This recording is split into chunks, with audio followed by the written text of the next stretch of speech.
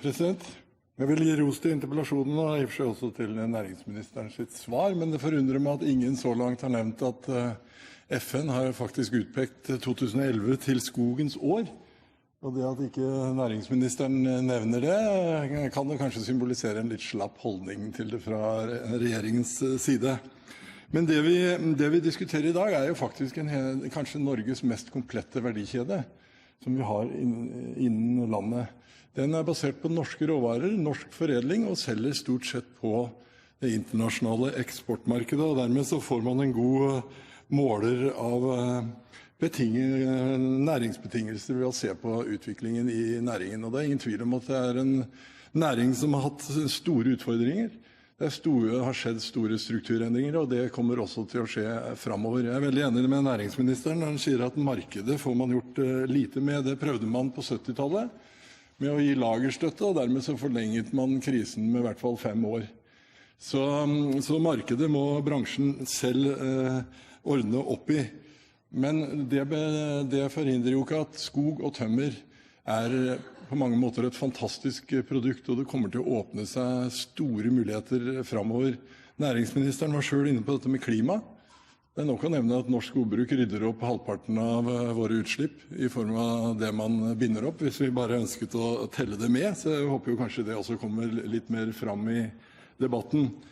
Investeringer i industrien er svært langsiktig, og det er svært kapitaltungt. Og det er store anlegg det er snakk om, dermed så blir de langsiktige betingelsene helt sentrale. Valuta og konkurranseforhold, og det at vi holder orden i vår egen økonomi, er kanskje det aller viktigste. Og der har vi jo lett for å slå oss på brystet og si at handlingsregelen løser alt, og at vi har klart det så bra, men det er nok å minne om at sentralbanksjefen i sin siste tale dro fram at konkurransekraften i Norge var svekket med 20% i forhold til land vi konkurrerer med bare de siste 5-6 årene. Det er noe som vil synes ganske godt på optimismen i en næring som skogindustrien.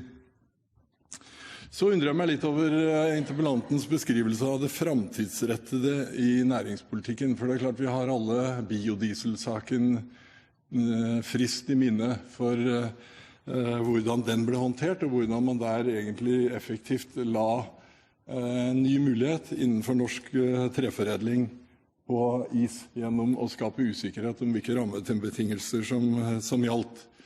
Vi har hørt at langsiktige kraftkontrakter er viktig, det er vi alle skjønt enige om, men det ble skapt betydelige forventninger om at det skulle være billig, langsiktig strøm.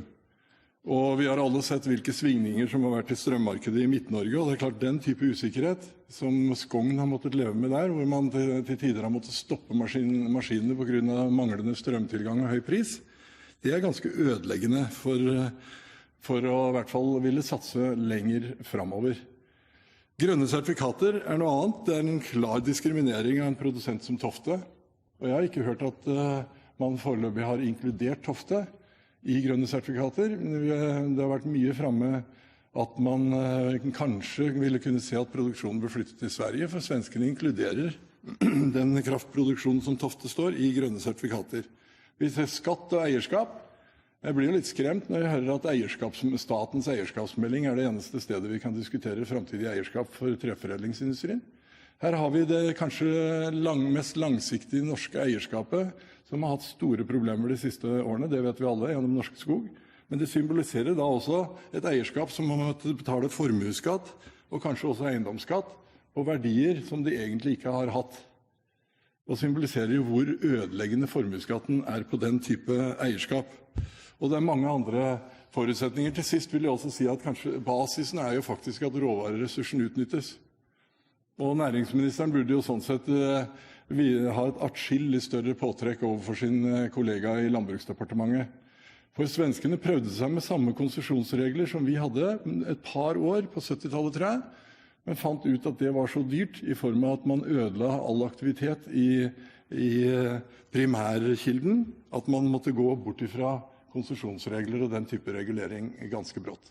Samferdsel rekker ikke å prate om, men det er også særdeles viktig for en distriktsnæring som transporterer sine råvarer fra alle deler av landet.